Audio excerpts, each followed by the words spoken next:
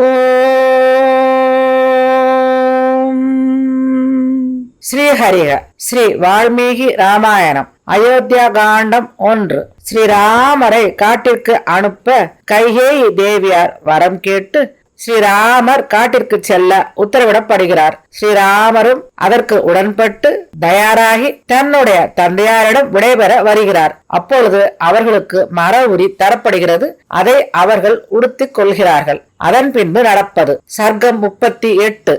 ஸ்ரீராமர் கௌசல்யை காத்தருள பிரார்த்திப்பது. அங்கு கூடியிருந்த ஜனங்கள் எல்லோரும் லோகநாதரையே கணவராக அடைந்த அந்த சீதாதேவி அனாதையை போல மர உரியை உடுத்துக்கொண்டு நிற்பதை கண்டார்கள். அவர்கள் தசரத சக்கரவர்த்தியாரை பார்த்து பின்வருமாறு உரத்த குரலில் சொன்னார்கள். தேவரீருக்கும் இந்த கஷ்டமா? அந்த பெரிய சத்தத்தை கேட்ட சக்கரவர்த்தியார் மிக அதிகமான மன வருத்தத்தை அடைந்தார். அவர் தான் உயிர் வாழ்வதிலும் தர்மத்திலும் புகழிலும் இருந்த தன்னுடைய பற்றை ஒழித்தார். அந்த இஸ்வாக குல மன்னராகிய தசரத சக்கரவர்த்தியார் வெப்பமான பெருமூச்சை விட்டு மனைவியான கைகேயி தேவியாரை பார்த்து பின்வருமாறு கட்டளையிட்டார். கைகேயி, சீதை தர்ப்பை மர உரியை உடுத்துக்கொண்டு போக கூடாது. இவளோ நுட்பமாகிய உடலை படைத்தவள். எக்காலத்திலும் பெருமைகளுக்கே உரிய பரிசுத்த ஆத்மா. மர உரி முதலிய வன சம்பந்தமான விஷயங்களை அடைவதற்கு இவள் உரியவள் அல்ல. இவள் மேற்கொண்டு அனுஷ்டிக்க வேண்டியதை என்னுடைய குலகுரு அருளி செய்துள்ளார். இவளோ மன்னர்களில் உத்தமரின் திருமகள். பதிவிரதா தர்மத்தை நன்கு ஆராய்ந்து அறிந்து அதிலே ஈடுபட்ட மனமுடைய தபஸ்வினி. அப்படிப்பட்ட இவள் ஜன சமூகத்தின் முன்னால் மர உரியை உடுத்துக்கொண்டு யாரோ ஒரு சாதாரண துறவரம் பூண்ட பிச்சைக்காரி போல நிற்கின்றாள். இவள் யாருக்குத்தான் என்ன அபராதம் பண்ணியிருக்கின்றாள்? ஜனக மகாராஜரின் திருமகளான இவள் மர உரிகளை களைந்து எரிந்துவிட வேண்டும். இந்த நிபந்தனையானது நான் கொடுத்த வரத்தில் அடங்கியது அல்ல. மகாராஜனின் திருமகள் சர்வ ஆபரணங்கள் அணிந்தவளாக தனக்கு வேண்டியதாக உள்ள ஆடை முதலியவைகளை பரிபூர்ணமாக அணிந்து அவளுடைய விருப்பப்படியே காட்டிற்கு போகட்டும். நான் இறக்கும் காலம் அருகில் வந்துவிட்டதால் நான் இப்படிப்பட்ட வரத்தை உனக்கு தந்தேன் போலும். அந்த காலம் இப்பொழுது நெருங்கிவிட்டது. நான் இறக்கும் காலம் நெருங்கி விட்டபடியால் எனக்கு கஷ்டம் விளைவிப்பதற்காகவே இந்த சத்தியம் என்னால் செய்யப்பட்டது போலும். நான் உனக்கு கொடுத்த வரமானது உன்னுடைய அசட்டுத்தனத்தால் தர்ம விதி என்ற காரணத்தை கொண்டே என்னிடமிருந்து பெறப்பட்டு விட்டது. அந்த காரணத்தால் ஒன்றோடு ஒன்று மூங்கில்கள் சேர்ந்து உராயும் பொழுது ஏற்படும் தீயானது அந்த மூங்கிலையே எரித்து விடுவது போல இப்பொழுது இந்த செயல் நடைபெறுகிறது. பாப காரியத்தில் துணிந்து இறங்கி விட்டவளே, ஸ்ரீராமனால் உனக்கு ஏதேனும் ஒரு அபராதம் செய்து விடப்பட்டதாகத்தான் இருக்கட்டும். ஆனால் வைதேகியால் உனக்கு இந்த உலகில் செய்யப்பட்ட அபச்சாரம் என்ன? மனசாட்சிக்கு ஏற்றதாக உள்ள அந்த அபராதம் தான் என்ன?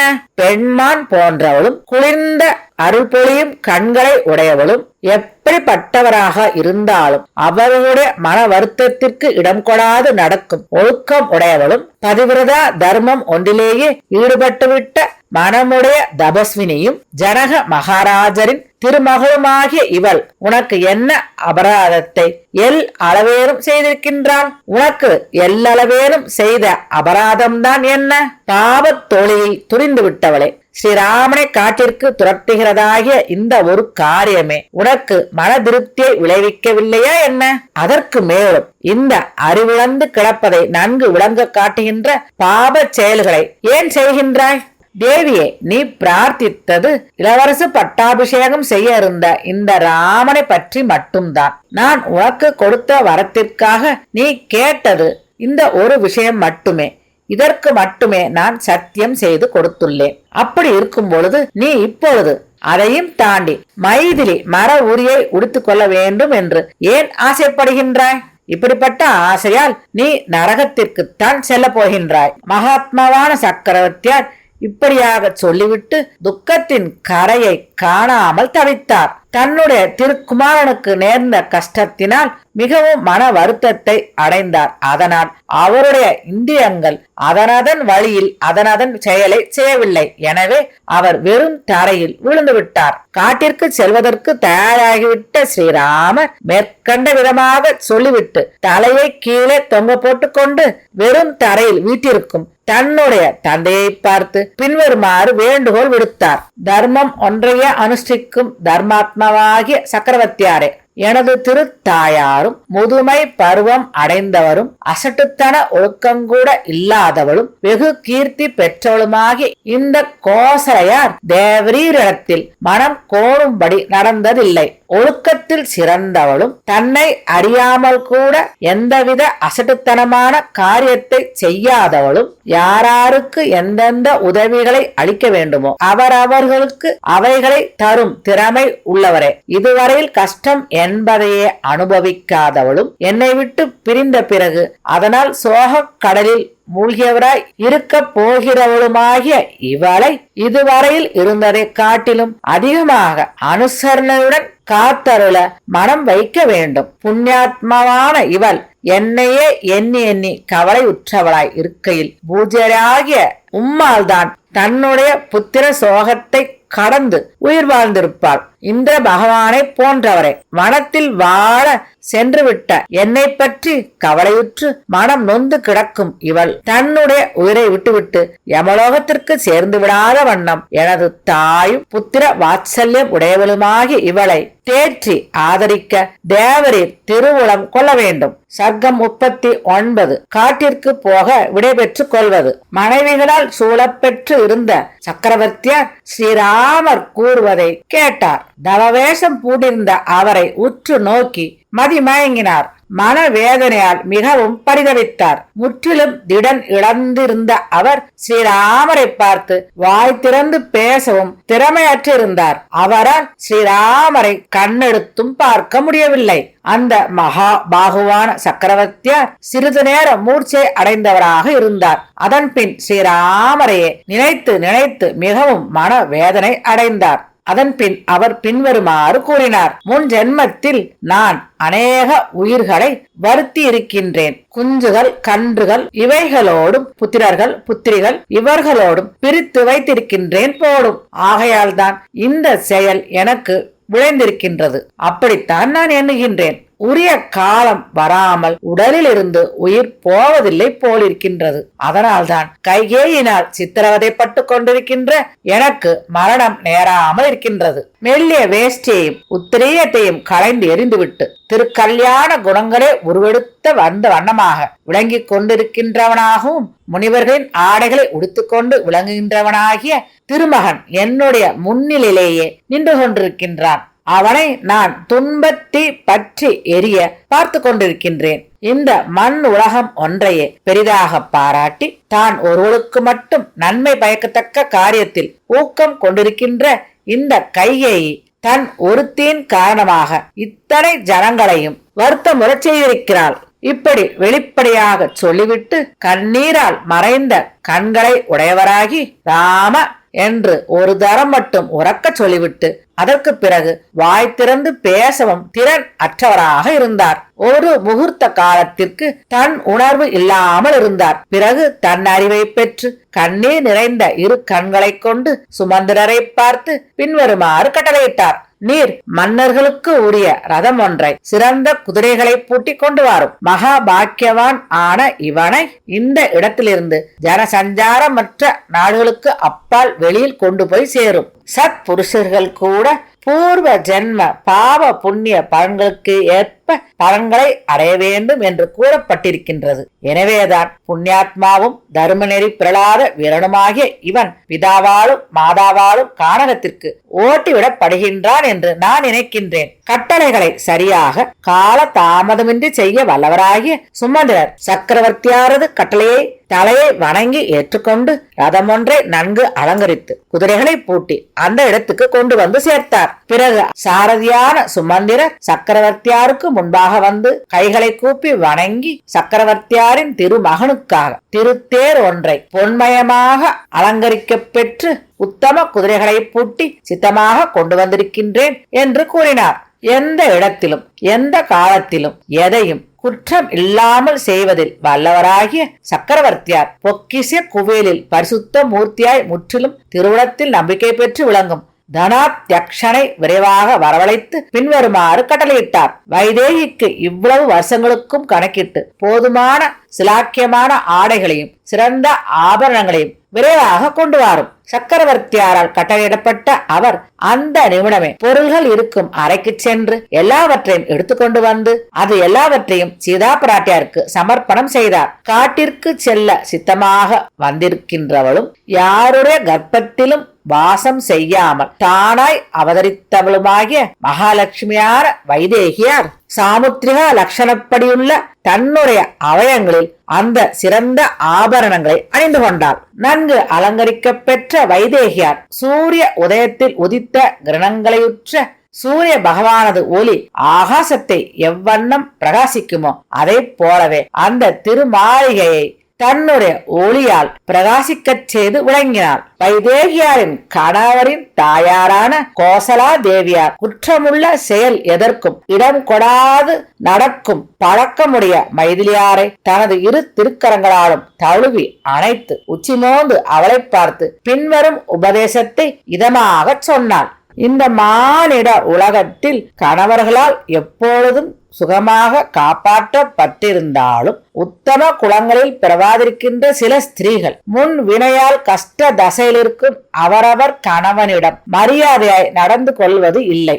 நல்ல காலங்களில் தன்னுடைய மன ஆசைகளை பெற்று அதனால் ஏற்படும் சுகத்தை அனுபவித்துவிட்டு கஷ்டம் வரும் பொழுது அது மிகவும் சிறியதாக இருந்தாலும் அதை பெரிதாக நினைத்து ஏசி பேசுகின்றார்கள், தள்ளி வைக்கின்றார்கள். இது ஸ்திரீகளின் சுவாபம். இளமை பருவத்தில் இருக்கும் பெண்கள் எப்போதும் நம்பிக்கை துரோகத்தால் விளையும் ஒழுக்கமுடையவர்கள். காமம், குரோதம், மதம், மாச்சரியம், டம்பம், லோகம் இது முதலிய மனோவிகாரங்களுக்கு ஈடுபட்டு நடக்கின்றவர்கள். உள்ளத்தில் உள்ளதை உள்ளபடி எவராலும் அறிய முடியாத உள்ளம் படைக்க பெற்றவர்கள்.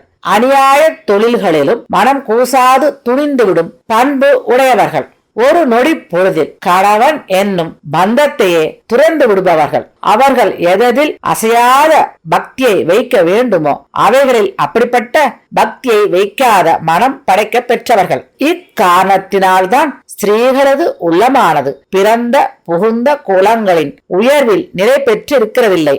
இதுவரையில் பெற்றுள்ள பெரிய உதவிகளுக்கு நன்றி உணர்வுடன் இருப்பதிலும் நிலை பெறாமல் இருக்கிறது.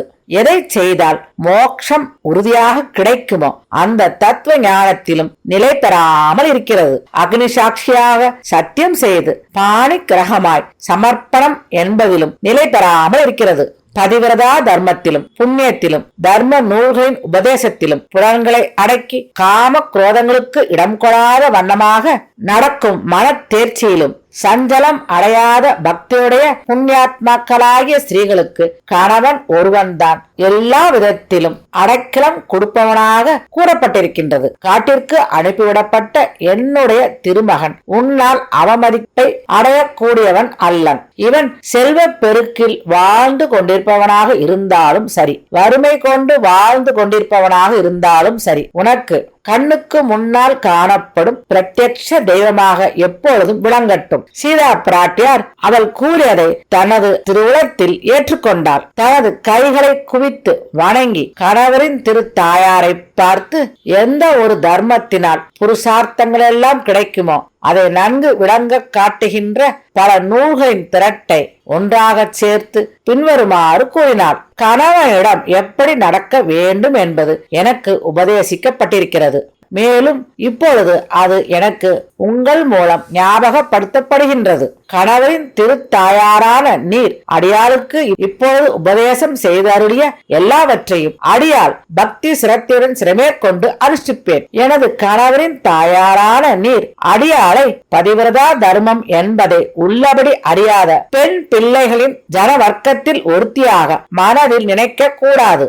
சந்திரனை விட்டு அதன் ஒளி எப்படி பிரியாதோ அப்படியே பதிவிரதா தர்மம் ஒன்றை விட்டு அடியால் தடுமாறி விடமாட்டேன். வீணையை தந்தி இல்லாமல் வாசிக்க முடியாது, ரதமானது சக்கரம் இல்லாமல் ஓடாது, அளவு கடந்த புத்திர பேறு பெற்றவளாக இருந்தாலும் கணவனை ஒருத்தி இழந்தாள் என்றால் அவள் மன சந்தோஷத்தை அடைய மாட்டாள். தகப்பனார் கணக்காகத்தான் கொடுப்பார், தாயார் கணக்காகத்தான் கொடுப்பாள், புதல்வனும் கணக்காகத்தான் கொடுப்பான். அளவில்லாத உரிமையை கொடுக்கும் கணவனாரை எவள்தான் பூசனை செய்யாமல் இருப்பாள்? ஸ்திரீகளுக்கு கணவர் ஒருவர்தான் பிரத்யக்ஷ தெய்வம். கணவரின் திருத்தாயாரே சர்வ பாக்கியங்களையும் அளிக்க வல்லவளாய் மேற்கண்ட நோன்பு உடையவளும் பதிவிரதா தர்மத்திற்கு மேம்பட்டது ஒன்றுமில்லை என உபதேசம் பெற்றவளுமாகிய அந்த இவரை ஏன் அவமதிப்பேன்? சீதா பிராட்டியினது திருவுளத்தில் ஸ்திரமாய் பதிந்துள்ள கோட்பாடை நன்கு விளங்க காட்டுகின்ற திருவாக்குக்கு திருச்செவி சாற்றி அருளிய பரிசுத்த மூர்த்தியும் மகா விவேகியுமான கோசலாதேவியார் புன்னகை புத்தாள். துக்கத்தாலும் சந்தோஷத்தாலும் விளையும் கண்ணீரை அவள் வடித்தாள். சர்வோத்கிருஷ்டமான தர்மம் எது என்றும் அது எப்படி கிடைக்கும் என்பதையும் உணர்ந்தவராகிய ஸ்ரீராமர் தாய்மார்களின் மத்தியில் மிகவும் கௌரவிக்கப்பட்டு விளங்குகின்ற தன்னுடைய திரு தாயாரின் அருகில் சென்று கைகளை கூப்பி வணங்கி பின்வரும் வேண்டுகோளை செய்தார். அன்பு கூர்ந்த மாதாவே, தேவரீர் மனம் வருந்த கூடாது. நீங்கள் எனது திருத்தந்தையை சேவித்து காத்தருள வேண்டும். எனது வனவாசமும் காலம் போனது எப்படி என்று தெரியாத வண்ணம் சீக்கிரம் முடிந்துவிடும். தேவரீரான நீர் தூங்கி விழிக்கும் கால அளவுக்குள் 9 அதோடு கூடிய 5 வருஷங்களும் ஓடி கடந்துவிடும். அப்பொழுது நீங்கள் மேற்கண்ட காரியங்களை எந்த குறையும் இல்லாமல் நிறைவேற்றிவிட்டு மீண்டும் இந்த இடத்திற்கு திரும்பி வந்து அன்பர்கள் மத்தியில் இருக்கின்றவனாய் நீங்கள் கண்குளிர கண்டு ஆசீர்வதித்து அருள்வீர்கள். தாய்மார்களோ 350 பேர். அவர் தன்னை பெற்ற திருத்தாயாரை பார்த்து மேலே சொன்ன விதமாக காலத்திற்கேற்ற மொழிகளை கூறி அதை கேட்கும் மற்றவர்களுக்கும் மிகவும் இதமாக இருக்கும்படி அந்த வார்த்தைகளை சொல்லி பிறகு தனக்குள்ளே சிறிது ஆலோசனை செய்துவிட்டு காத்து நின்றார். அதன்பின் தசரத சக்கரவர்த்தியாரின் திருமகன் அங்கு வேறப்பட்டு கொண்டிருக்கும் தாய்மார்கள் எல்லோரையும் பார்த்து கைகளை கூப்பி வணங்கி நல்ல நெறிகளை விளங்க காட்டுகின்ற பின்வரும் விண்ணப்பத்தை செய்தார். எனக்கு மிகவும் அறிமுகமாக உள்ள காரணத்தினால் நான் மிகுந்த உரிமை எடுத்துக்கொண்டு என்னை அறியாமல் ஏதாவது அபராதம் செய்திருந்தால் நீங்கள் அதை பொறுத்தருள வேண்டும். உங்கள் எல்லோரிடமும் அடியேனாகிய நான் போய் வருவதற்கு விடையளிக்க வேண்டும் என்று பிரார்த்திக்கின்றேன். அங்கு சோக மிகுதியால் அதிக துன்பத்தை அடைந்த மனத்துடன் இருந்த அந்த தாய்மார்கள் எல்லோரும் ஸ்ரீராமரது இந்த வேண்டுகோளை கேட்டார்கள். அந்த வேண்டுகோளானது அவருடைய நல்ல ஒழுக்கத்தையும் அவருடைய திருவுளத்தில் இருந்த பக்தியையும் நன்கு தெளிவாக காட்டுவதாக இருந்ததையும் அவர்கள் உணர்ந்தார்கள். ஸ்ரீராமர் இப்படியாக தன்னுடைய தாய்மார்களை பார்த்து வேண்டுகோள் விடுத்தார். அதை கேட்ட அங்கிருந்த சக்கரவர்த்தியாரின் மனைவிமார்கள் அனைவரும் பெரிய கூச்சலை எழுப்பினார்கள். அந்த பெரும் கூச்சலானது பெண் கிரௌஞ்ச பறவைகளுடைய கூச்சல் போல் விளங்கிற்று. தசரத சக்கரவர்த்தியாரின் திருமாளிகையானது இதற்கு முன்பாக முரஜம் பணவம் என்கின்ற வாத்தியங்களின் ஒளிகளால் மேகம் முழங்குவது போல் அதிக ஒளியுடன் விளங்கிற்று. ஆனால் அது இப்பொழுது வாய்விட்டு புலம்பும் ஒளி, உறக்க அழும் ஒளி இவைகளால் நிறைந்துள்ளதாய் கஷ்ட தசையில் இருக்கின்றதாய் மிகவும் பரிதாப நிலையில் இருப்பதாக ஆயிற்று. சர்க்கம் 40. பட்டணத்து ஜனங்கள் கூட போவது. சிரமமான காலகட்டத்தில் இருந்த ஸ்ரீராமரும் சீதா பிராட்டியாரும் லக்ஷ்மணரும் கைகளை குவித்துக் கொண்டு சக்கரவர்த்தியாரின் கால்களில் விழுந்து நமஸ்கரித்தார்கள். சோகத்தால் மிகவும் மன வேதனைப்பட்டுக் கொண்டிருந்தவரும் தர்மம் அறிந்தவருமாகிய ஸ்ரீராமர் சீதா பிராட்டியாரோடு கூடவே அவரை விடையளிக்க செய்து அதன்பின் தான் பெற்ற தாயாரை தன்னுடைய மனைவியுடன் நமஸ்கரித்து தன்னுடைய வணக்கங்களை சமர்ப்பித்தார். லக்ஷ்மணர் தன்னுடைய தமையனாரான ஸ்ரீராமர் கோசலா தேவியாரை நமஸ்காரம் செய்த பின் அவரும் கோசலா தேவியாரை நமஸ்காரம் செய்து தன்னுடைய வணக்கங்களை சமர்ப்பித்தார். அதன் பிறகு தன்னுடைய திருத்தாயான சுமித்ரா தேவியினது திருவடிகள் 2லும் விழுந்து வணங்கினார். கண்ணீர் பெருகவிட்டு அழுது கொண்டிருந்தவளும் தோசரகித தர்ம நெறியில் எப்போதும் சலியாத மனதுடன் நடக்கும் தாயான அந்த சுமித்ரா தேவி தன்னுடைய புதல்வரும் மகாசக்தி படைக்க பெற்றோருமான லக்ஷ்மணர் தன்னுடைய திருவடிகள் விழுந்து சேவித்துக் கொண்டிருப்பதை கண்டு அவரை தூக்கி உச்சிமோந்து அவருக்கு பின்வரும் உபதேசத்தை செய்தார். குழந்தாய், நீ வனவாசம் செய்வதன் பொருட்டே பிறந்தவன். சகல பிரஜைகளுக்கும் அன்பனும் தமையனும் வெளி பிரதேசங்களில் இருக்கின்றவனுமான ஸ்ரீராமனிடத்தில் அபூர்வ பக்தி உடையவனாய் அபராதம் என்பதற்கே இடம் கொடாதே. உலகில் மூத்தோருடைய மனம் கோணாத வண்ணம் எப்பொழுதும் நடப்பது என்பது புண்ணியாத்மாக்களுடைய தர்மமாகும். மாசற்றவனே, இவன் ஒருவன்தான் பாக்கியங்கள் பெற்று விளங்குகின்றவனாக இருந்தாலும் சரி, சகல பாக்கியங்களையும் துறந்து விட்டவனாக இருந்தாலும் சரி, இவனே உனக்கு கதி. இதுதான் இந்த உத்தம குலத்தினது முன்னோர்களால் அனுஷ்டிக்கப்பட்டதும் தொன்று தொட்டு வருகின்றதுமாகிய அனுஷ்டானம். மூத்தவனுக்கு கீழ்ப்படிந்து மனம் கோணாது நடத்தல், பரிசுத்தமாயிருத்தல், மோட்ச சாம்ராஜ்யம் ஒன்றை மட்டும் கோரி இந்த உலகில் நடத்தும் வைதீக கிருத்தியங்களில் ஊக்க குறைவுக்கு இடம் கொடாதிருத்தல், போர்களில் தன் உயிரை துணிந்து விடுதல் ஆகிய இவைகளில் ஒவ்வொன்றும் இந்த ராஜ குலத்தினுடைய யாவராலும் மெச்சி கொண்டாடப்பட்ட விசேஷ குணமாகும். சுமித்ரா தேவியார் ஸ்ரீராமர் மீது அதிகமான பற்றுதலை வைத்து பயபக்தியுடன் இதுவரை திருப்பணிகளை செய்து வந்து அதனால் முக்திக்கு பாத்தனாகிவிட்ட லக்ஷ்மணருக்கு மேற்கண்ட விதமாக உபதேசம் செய்தார். அதன் பிறகு மேலும் ஜன்ம சாபல்யம் பெரும் பொருட்டும் பரமபதம் கிடைப்பதற்காகவும் பெருமை பெற்று விளங்குவதின் பொருட்டும் அபராதப்பட்டவர்களுடைய அழிவின் பொருட்டும் இவைகளுக்கு எல்லாமும் அதிகமாகிய அபிமானத்திற்காகவும் கூட போயே தீர வேண்டும் என்றும் சொன்னார். பிறகு லக்ஷ்மணரை பார்த்து சுமித்ரா தேவியார் புறப்பட்டு போய் வந்து சேர் என்று கூறினார். மேலும் அவர், குழந்தாய், ஸ்ரீராமனை தசரதராக நீ பாவித்து நடந்து வருவாயாக. ஜனக மகாராஜரின் திருமகளை நான் என பாவித்து நடந்து வருவாயாக. அரண்யத்தை அயோத்தி மாநகராக நீ கொண்டாடுவாயாக.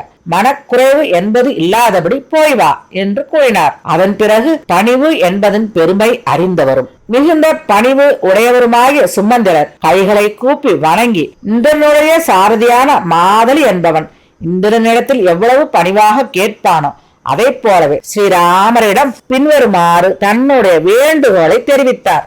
திருலோக யசஸ் படைக்க பெற்றவரும் சக்கரவர்த்தியாரின் திருக்குமாரருமாகிய ஸ்ரீராம திருத்தேரில் தேவரீர் எழுந்து அருளலாம். தேவரீர் திருவுள்ளத்தில் உள்ளது கைகூடுமாக. எந்த இடத்தில் அடியேனுக்கு தேவரீர் நியமித்து அருள்கின்றீரோ அந்த இடத்திற்கு தேவரீரை விரைவாக அடியேன் கொண்டு போய் சேர்ப்பேன். ஏனென்றால் தேவரீரால் காட்டில் காலம் கழிக்க வேண்டியதாயுள்ள அந்த 14 வருஷங்களும் இன்றைய தினமே முதல் தினமாயிருக்க வேண்டியவராய் கைகேயி தேவியாரால் நியமிக்கப்பட்டவராக இருக்கின்றீர். தனக்கு மிகுந்த அலங்காரத்தை செய்து கொண்டவளும் ஸ்ரீ ரத்னமுமாகிய சீதா பிராட்டியார் சூரியன் போல் பிரகாசிக்கும் அந்த திருத்தேரின் மீது மிகவும் திருப்தி கொண்ட மனத்துடன் ஏறினாள். பின்னர் பிரதாக்களாகிய ஸ்ரீராமரும் லக்ஷ்மணரும் அக்னி போல் ஜுவலித்துக் கொண்டிருக்கின்றதும் தங்கத்தால் சிங்காரிக்கப்பட்டு விளங்குகின்றதுமாகிய அந்த ரதத்தில் விரைவாக ஏறினார்கள். மாமனாராகிய தசரதர் கணவனை பின்பற்றி செல்கின்ற சீதா பிராட்டியாருக்கு வனத்தில் காலம் கழிக்க வேண்டிய காலத்தை கணக்கிட்டு அதற்கு தேவையான அளவு ஆடைகளையும் ஆபரணங்களையும் கொடுத்தார். அவை எல்லாவற்றையும் மேலும் ஸ்ரீராம லக்ஷ்மணருக்கு உண்டான ஆயுத வர்க்கங்களையும் கவசங்களையும் தோளால் கட்டப்பட்ட அந்த கூடையையும் ரதத்தின் மத்தியில் வைத்துவிட்டு சீதை உள்ளிட்ட மூவர்களும் அந்த ரதத்தின் மீதேறி அமர்ந்த பின்பாக சுமத்திரர் ஓட்டத்தில் வாயு வேகத்திற்கு ஈடாக செல்லக்கூடிய குதிரைகளை மிகவும் மனோதைரியத்துடன் வழி நடத்தினார். ஸ்ரீராமர் வெகு காலம் ஆரண்யத்திற்கு செல்கின்றார் என்ற செய்தியால் அந்த நகரத்தில் இருந்த ஜன சமூகம் எல்லாவற்றிற்கும் மாயையால் உண்டாகின்ற சித்த பிரமையானது உண்டாயிற்று. அந்த நகரமானது மனங்களும் புலன்களும் சேர்ந்து கலக்கமுற்ற மதம் பிடித்த அதிகோபம் கொண்ட மத யானைகளை உடையதாகவும் கனகனவென்று சப்திக்கும் குதிரைகளை உடையதாகவும் மகத்தான பேரொளியை உடையதாகவும் விளங்கிற்று. அந்த சமயம் சிறு குழந்தைகளையும் வயது முதிர்ந்தவர்களையும் உள்ளிட்ட அந்த நகரத்தில் இருந்த எல்லோரும் வெயிலில் அடிபட்டு நீர் வேட்கை கொண்ட ஒருவன் நீருக்காக எப்படி துன்பம் அடைவானோ அதே போல துன்பத்தை அடைந்து ஸ்ரீராமரையே பின்பற்றி நடந்தான். எல்லோரும் கண்ணீர் நிறைந்த முகம் உடையவர்களாக இருந்தார்கள். மிகவும் கூச்சலை போட்டுக் கொண்டிருந்தவர்களாக இருந்தார்கள். ரதத்தின் பக்கத்தில் இருந்தும் பின்னால் இருந்தும் அவரையே பார்த்து கொண்டிருந்தார்கள். மேலும் பலர் அவரை தொடர்ந்து சென்று கொண்டிருந்தார்கள். அந்த சாரதியை பார்த்து அவர்கள் பின்வருமாறு சொன்னார்கள். சாரதியே, குதிரைகளுடைய கடிவாளங்களின் வார்களை இழுத்து பிடிப்பீராக. மெல்ல மெல்ல செல்லுங்கள். ஸ்ரீராமரது திருமுக மண்டலத்தை நாங்கள் கண்டு கழிக்கின்றோம். நாங்கள் அதை காண்பதற்கு அரிதாக ஆகப் போகிறது. ஸ்ரீராமருடைய தாயின் மனம் இரும்பு, இதில் சந்தேகம் இல்லை. ஏனென்றால் காட்டிற்கு அவர் போய்கொண்டிருக்கின்றார். இந்த நகரம் தேவகுமாரன் போன்ற இவருடைய விஷயத்தில் சிதறண்டு அறியாதிருக்கின்றது. வைதேகி தேவியார் பதிவிரத தர்மத்தில் ஊக்கமுடையவளாய் சூரிய பகவானது ஒளி மேறு மலையை எப்படி சுற்றி வருகின்றதோ அப்படி நிழல் போல கணவரை தொடர்ந்து செல்கின்றார். அவரை விட்டு பிரியாமல் இருக்கின்றாள். அதனால் அவள் கிருதகிருத்தியல் ஆகும். கிருதகிருத்தியல் என்றால் இந்த உலகில் செய்வதற்கு உரிய கடமைகளை குறையாமல் செய்து முடித்தவள் என்று அர்த்தமாகும். அஹோ லக்ஷ்மணரே, நீங்கள் தேவதை போன்றவரும் எப்பொழுதும் எல்லோரிடத்திலும் மனம் கோணாத விதமாக பேசுபவருமான உங்கள் தமையனாருடன் இருந்து திருப்பணி செய்ய போகின்றீரோ? அப்படிப்பட்ட தேவரீரான நீர் ஒருவர்தான் கிருத கிருத்தியர் ஆகும். அதாவது இந்த உலகில் செய்வதற்குரிய கடமைகளை எந்த குறையுமில்லாமல் செய்து முடித்தவர் ஆகும். இவருக்கு கீழ்ப்படிந்து நடந்து வருகின்றேன். இதுதான் எதற்கும் மேம்பட்டதாகிய மோட்ச சாம்ராஜ்யத்திற்காக இந்த உலகில் செய்ய வேண்டிய வைதிக கிருத்தியம் ஆகும். அதை தேவரீர் செய்கின்றீர். இது ஒன்றே சர்வோத்கிருஷ்டமாகிய மோட்ச சாம்ராஜ்யத்தை அளிக்கத்தக்கது என்கின்றபடியால் இது பரம பதத்திற்கு ஏற்ற உபாயமே. அந்த மனிதர்கள் அந்த அபூர்வமான இஷ்வாகு குல குழந்தை ஸ்ரீராமரை மேற்கண்ட விதமாக சொல்லிக்கொண்டே அவரை பின்பற்றி சென்றார்கள். அவருடைய கண்களில் இருந்து வெளிவந்த கண்ணீரை அடக்க முடியாமல் இருந்தார்கள். அதே சமயத்தில் நொந்து கிடந்த மனமுடைய சக்கரவர்த்தியார் மனவேதனைப்பட்டுக் கொண்டிருக்கும் மனைவிமார்களால் சூழப்பட்டவராய் அருமையான திருக்குமாரனை இன்னும் முடிந்தவரை கண்ணார பார்க்கின்றேன் என்று சொல்லிக்கொண்டே திருமாளிகையில் இருந்து வெளிவந்தார். ஒரு பெரிய ஆண் யானை சுதந்திரத்தை இழந்து கட்டில் அகப்பட்டு கொண்டு விடுகையில் பெண் யானைகளது அரவம் எப்படி இருக்குமோ அதை போல வாய்விட்டு கதறி அழுது கொண்டிருக்கின்ற அந்த பெண்களது பேரொழியானது அவரது முன்னால் கேட்டது. அந்த சமயம் திருத்தந்தையாரும் ஸ்ரீமானாகிய சக்கரவர்த்தியான ககுஸ்த வம்சத்தில் பிறந்தவரான தசரத மன்னர் பருவகாலத்தில் கிரகணத்தால் ராகுவினால் பிடிக்கப்பட்ட பூர சந்திரன் எப்படி இருக்குமோ அதே போல ஒளி இழந்தவராக ஆனார். அகோசரமாகிய செயல்களுடைய ஸ்ரீமானான மகாவிஷ்ணுவும் தசரத சக்கரவர்த்தியாருக்கு திருக்குமாரனாய் விளங்கி கொண்டிருந்தவருமாகிய ஸ்ரீராமர் அந்த சாரதியை பார்த்து சீக்கிரமாக ஓட்டுங்கள் என்று கூறினார். அதே சமயம் அந்த ஜன சமூகம் தேரை நிறுத்துங்கள் என்றனர். அந்த யாத்திரையின் ஆரம்பத்தில் ஒன்றுக்கொன்று விரோதமாக இருந்த இரண்டு வேண்டுகோளையும் பெற்ற சாரதி எதையும் செய்ய முடியாமல் திகைத்தார். பெருந்தோழையுடைய ஸ்ரீராமர் இப்படி ரதத்தில் சென்றதால் எழுந்து படிந்து கிடந்த பூமியின் புழுதியானது கண்களிலிருந்து பெருகி வந்து கீழே சொட்டிய பட்டணத்து ஜனங்களின் கண்ணீர்களால் நனைந்து அடங்கிற்று. ஸ்ரீராமரது பயணத்தின் ஆரம்பத்தில் அந்த பட்டணமானது மிகுந்த கண்ணீர் பெருக்கினால் நனைந்து கிடந்தது. ஹாஹா என்று சத்தமிட்டு புலம்புகின்ற வருத்தமான புலம்பல்கள் நிறைந்ததாக இருந்தது. மதி மயங்கியதாக இருந்தது. பெண்களின் கண்களில் அடக்க முடியாத துன்பத்தால் பெருகி வெளிவந்த கண்ணீரானது மீன்களால் கலங்கப்பெற்று ஆடி அசையும் தாமரை மலர்களால் தடாக ஜலம் எப்படி சிதறி கிடக்குமோ அப்படி சிதறி கிடந்தது. ஸ்ரீமானான சக்கரவர்த்தியார் அந்த பட்டணம் முழுவதும் ஒரே விதமான மன ஓட்டத்தை உடையதாக இருப்பதை கவனித்தார். அதனால் அவர் அதிக மன வேதனையை அடைந்தார். வேரை வெட்டியதால் சாய்ந்த மரம் போல தரையில் விழுந்து விட்டார். சக்கரவர்த்தியார் மிகவும் கஷ்டப்பட்டு அதனால் மெய் மறந்து கீழே விழுந்ததை பார்த்த ஜனங்களுடைய ஐயோ ஐயோ என்ற கூக்குரலானது ஸ்ரீராமருக்கு பின்னால் எழுந்தது. எப்பொழுதும் சந்தோஷமாக இருக்கும் அந்த புறத்தில் சில ஜனங்கள் ஸ்ரீராமா என்றார்கள். மற்ற ஜனங்கள் ஹா ராமனை பெற்ற தாயே என்று வாய்விட்டு உறக்க கூவி அழுதார்கள். மிகவும் மன வருத்தம் உற்றவர்களாக அவர்கள் விளங்கினார்கள். தடுமாறிய மனத்துடன் அதிகமாக துயரப்பட்டு கொண்டிருப்பதை ஸ்ரீராமர் கவனித்தார்.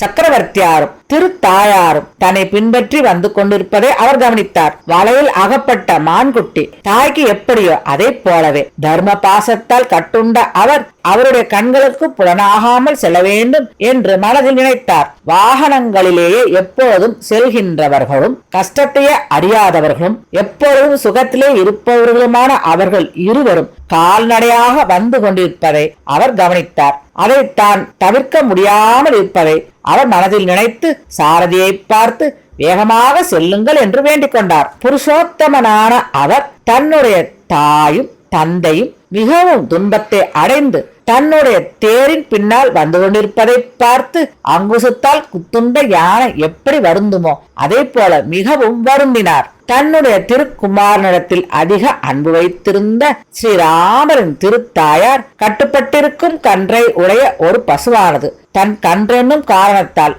தொழுவை நோக்கி எப்படி ஓடுமோ அதை போல தேரை பின்பற்றி விரைந்து ஓடினாள். தன்னுடைய தாயாரான கோசலா தேவியார் ஸ்ரீராமர், லக்ஷ்மர், சீதை இவர்களையே நினைத்து நினைத்து கண்களிலிருந்து கண்ணீர் பெருகி ஓட ஹா ஸ்ரீராம ஸ்ரீராம என்றும் சீதே என்றும் லக்ஷ்மணா என்றும் வாய்விட்டு கதறி அழுது கொண்டு அந்த ரதத்தை நோக்கி தள்ளாடி தள்ளாடி ஓடி வருவதை ஸ்ரீராமர் பலமுறை கவனித்தார். சக்கரவர்த்தியாரோ நில்லும் என்று கூவினார். ஸ்ரீராகவர் செல்லும் செல்லும் என்றார். இதை கேட்ட சுமந்திரருடைய உள்ளமானது இரு சக்கரங்களின் மத்தியில் சிக்கிக் கொண்டது போல ஆயிற்று.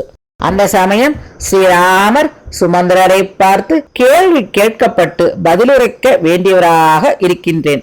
ஆனாலும் கடைசியான துக்கத்தின் கடுமை அதிகமாக இருந்தபடியால் உத்தரவுப்படி நடக்காதிருக்கின்றேன் என்று சக்கரவர்த்தியாருக்கு நீங்கள் சொல்வீராக என்று கூறினார். அந்த சாரதி பக்கத்தில் இருக்கின்ற ஸ்ரீராமரது வேண்டுகோளையே செய்ய வேண்டியவராகி அந்த ஜனக்கூட்டத்தை விலகி செல்லுமாறு கேட்டுக்கொண்டே குதிரைகளை வேகமாக ஓட தூண்டினார். சக்கரவர்த்தியாரது ஜன சமூகமானது ஸ்ரீராமரை பலம் செய்து அங்கேயே நின்றுவிட்டது. அவரிடத்தில் இருந்த பற்று காரணத்தால் அவருடைய கண்களில் இருந்து கண்ணீர் பெருகி ஓடியது. மனுஷ பிராத்தியத்தினால் செய்யக்கூடியதாக அது ஒன்றே இருந்தது. எனவே அவர்களுடைய கண்களில் இருந்து கண்ணீர் பெருகுவது ஓயவே இல்லை. மந்திரிமார்கள் தசரத சக்கரவர்த்தியாரை பார்த்து யார் திரும்பி வந்து சேர வேண்டும் என்று நாம் விரும்புகின்றோமோ அவனை செல்ல விடாமல் வெகு தூரம் துரத்தி கொண்டு செல்லக்கூடாது என்பது தர்ம விதி என்று கூறினார்கள். தனக்குத்தானே எதை செய்ய வேண்டுமோ அதை செய்ய முடியாத நிலைமையில் சக்கரவர்த்தியார் இருந்தார். தன்னுடைய மந்திரிமார்கள் கூறிய எல்லோருக்கும் நன்மையை அளிக்கக்கூடிய தர்ம விதியை அவர் கேட்டார். அவர் தன்னுடைய திருக்குமாரனை பார்த்த வண்ணமே இருந்தார். அவருடைய திருமேனில் வியர்வை உண்டாயிற்று. அவர் மிகுந்த மனவேதனை உடையவராக ஆகி தன்னுடைய தர்ம பத்னியோடு அங்கேயே அந்த இடத்திலேயே நின்று விட்டார். சர்க்கம் 41 பட்டணத்தின் கலக்கத்தை வர்ணிப்பது. அந்த புருஷோத்தமர் கைகளை குவித்து வணங்கிய வண்ணம் பிரயாணமான பொழுது மனைவிமார்களுடைய உள்ளங்களில் ஆழத்தில் கிடந்த ரகசியங்களை நன்கு விளங்க காட்டுகின்றதாகிய மனவேதனையால் வெளிப்படும் புலம்பல் பேச்சுகள் அந்த புறத்தில் நிகழ்ந்தது. மாதா பிதாக்கள் போஷிக்கின்றவர்கள் இவர்களை இழந்தவனுக்கும் முடியாத தன்மையில் இருக்கின்றவனுக்கும் பரிதாபம் உண்டாகும் நிலைமையில் இருக்கின்றவனுக்கும் இப்படிப்பட்ட எல்லா மனிதனுக்கும் அடைக்கலமாகவும் புகலிடமாகவும் யார் இருந்தானோ அந்த லோக ரட்சகன் எங்கேயோ போய்விடப் போகின்றான். பிறருக்கு அபராதம் செய்யும் செயல்களை முற்றிலும் துறந்தவனும் கோபம் கொண்ட எல்லோரையும் சமாதானப்படுத்துகின்றவனாகவும் கொடுமையான சொற்களை சொல்லாதவனாகவும் தன்னை பார்த்து கொடுமையான சொற்களை சொன்னாலும் சிறிதேனும் கோபம் கொள்ளாமல் இருக்கின்றவனும் ஒருவர் படும் துயரத்தை பார்த்து அது தனக்கே நேர்ந்தது என்பது போல துயரப்படுபவனும் தன்னை பெற்ற தாயாராகிய கோசலா தேவியாரிடத்தில் எப்படி நடக்கின்றானோ அதை போலவே எங்களிடத்திலும் நடந்து கொண்டு வந்தவனும் அந்த யாவரும் அறிந்த மகா தேஜஸ்வியான மகாத்மா ஆனவன் எங்கேயோ போய்விடுகிறான். உலகத்திற்கும் இந்த ஜன சமூகத்திற்கும் ரட்சகன் கைகேயி தேவியாரால் தொல்லை செய்யப்பட்ட சக்கரவர்த்தியாரால் வனவாசத்துக்கு செல்லும்படி கட்டளை இடப்பட்டவனாக எங்கேயோ போய்விடுகிறான். என்ன ஆச்சரியம்! சக்கரவர்த்தியார் தன் அறிவை இழந்தவராய் பிராணிகள் சமூகத்திற்கு மிக்க அருமையானவனும் தர்ம சாஸ்திரங்களில் சரியாத பற்று உடையவனும் சொன்ன சொல் தவறாதவனுமாகிய ஸ்ரீராமனை வனவாசத்திற்கு செல்ல விடுகின்றார். அந்த மனைவிமார்கள் எல்லோரும் கன்றுகளை விட்டு பிரிந்த பசுக்கள் எப்படி வருத்தப்படுமோ அதே போல மிகவும் மனவேதனைப்பட்டு கூவென்று குரலிட்டு மேற்கண்ட வண்ணமாக வாய்விட்டு புலம்பினார்கள், அழுதார்கள். புத்திர சோகத்தால் மிகவும் பரிதவித்துக் கொண்டிருந்த சக்கரவர்த்தியார் அந்த புறத்தில் மனவேதனையால் புலம்பலாக வந்த அந்த பேச்சை கேட்டு இன்னும் அதிகமாக மனவேதனையை அடைந்தார். அக்னிஹோத்திர முதலிய வைதீக சடங்குகள் செய்யப்படவில்லை. கிருஹஸ்தர்கள் சமையல் செய்யவில்லை. ஜனங்கள் அவரவர்கள் காரியத்தை செய்யாது விட்டுவிட்டனர். சூரிய பகவானும் மறைந்து விட்டார். சர்ப்பங்கள் இரைகளை கக்கிவிட்டன. பசுக்கள் கன்றுகளுக்கு பால் கொடுத்து ஊட்டவில்லை. மிகவும் அன்புடன் பெற்ற தன் புதல்வர்களை தன் முன்னால் பார்த்தும் பெற்ற தாயார்கள் உற்சாகம் கொள்ளாமல் இருந்தார்கள். திரிசங்குவும் அங்காரகனும் பிரகஸ்பதி புதன் ஆகிய இந்த இரு கிரகங்களும் சந்திரனை தீங்கு விளைவிப்பவனாக செய்து கொண்டு எல்லா கிரகங்களும் எல்லாமும் உலகத்துக்கு துன்பத்தை விளைவிக்கின்றவைகளாக நின்றுவிட்டன. ஆகாசத்தில் நட்சத்திரங்கள் ஒளியற்று இருந்தன. கிரக தேவர்களும் தேஜஸ் இல்லாமல் இருந்தனர். விஸ்வாகு குல நட்சத்திரங்களாகிய விசாகைகளும் விண்வீழ் கொல்லியுடன் கூடி இருக்கின்றவைகளாக காணப்பட்டன. அதாவது சக்கரவர்த்தியாருக்கு வரப்போகும் தீங்கை முன்பாகவே மறைமுகமாக சொல்லின. ஸ்ரீராமர் காட்டிற்கு செல்லுகையில் அந்த நகரமானது மலை மாறிகளை பொழியும் மேக கூட்டங்களோடு கூடிய காற்றின் வேகத்தால் பெருங்கடலானது மேலெழுந்து கலங்கி பொங்குகிறது எப்படி இருக்குமோ அப்படி தாறுமாறாய் இருந்தது. பிரதேசங்கள் எல்லாமும் கார் இருளால் மூடப்பட்டவைகளாய் தாறுமாறாய் இருந்தன. நவகிரக வர்க்கமும் காணப்படாது இருந்தது. அஸ்வினி முதலிய 27 நட்சத்திர வர்க்கமும் காணப்படாது இருந்தது. சப்த ரிஷி வர்க்கமும் எதுவும் எங்கும் காணப்படவில்லை. பட்டணத்து ஜனங்கள் அனைவரும் திடீரென தோற்றுவிக்கப்பட்ட மனவேதனையை அடைந்தார்கள். அங்கிருந்த அனைவரும் உணவிலும் கைகால்களை அசைப்பதிலும் மனதை செலுத்தவில்லை. அயோத்தி மாநகரில் வாழ்ந்த மானிடர்கள் ஒவ்வொருவனும் மிகவும் சோகத்தால் மனம் நொந்தவனாக ஆகி நெட்டுயிர்ப்பு விட்டுக்கொண்டு திரிலோகநாதனை நினைத்து நினைத்து இடைவிடாது சோக கடலில் மூழ்கி கிடந்தான். ராஜ வீதியிலிருந்த மானிடன் ஒவ்வொருவனும் கண்ணீரால் கலங்கிய முகத்தை உடையவனாக சோக கடலில் மூழ்கி கிடந்தான். எந்த ஒரு காரணத்தினாலும் மன சந்துஷ்டி உற்றவனாக ஒருவனும் காணப்படவில்லை. காற்றானது குளிர்ந்ததாக வீசவில்லை. சந்திரனும் இனியனாக இல்லை. சூரிய பகவான் உலகில் பிரகாசிக்காமல் இருந்து விட்டான். உலகம் எல்லாமும் தாறுமாறாய் கிடந்தது. சிறுவர்களும் அப்படியே இருந்தார்கள். ஸ்திரீகளுடைய உடன் பிறந்தவர்களும் ஸ்திரீகளுடைய எஜமான்களும் எல்லோரும் எல்லாவற்றையும் துறந்து ஏலும் பற்றற்றவர்களாய் ஸ்ரீராமர் ஒருவரையே தியானம் செய்து கொண்டிருந்தனர். ஸ்ரீராமருடைய ஆப்தர்கள் எல்லோரும் அதிக சோகத்தினால் கடுமையான மன வேதனையை அடைந்து சகிக்க முடியாத மன வருத்தத்தில் ஆழ்ந்திருந்தார்கள். மனவேதனை அதிகப்பட்டதால் அவர்கள் படுத்திருந்த படுக்கை விட்டு எழுந்திருக்கவே இல்லை. மனிதர்கள் நிறைந்த பல யாக மேடைகளை உடையதும் யானைகளையும் போர் வீரர்களையும் குதிரை கணங்களையும் உடையதுமான பெரும் பட்டணமாகிய அயோத்தி மாநகர் சாக்ஷாத் மகாவிஷ்ணுவாகிய மகாத்மாவினால் கைவிடப்பட்டதாய் ஆனது. அதனால் கஷ்டத்தை சகிக்க முடியாது மனம் நொந்து வருந்துகின்றதாக ஆகி உறக்க கதறி அழுதது. தலைகீழாக கிடந்தது.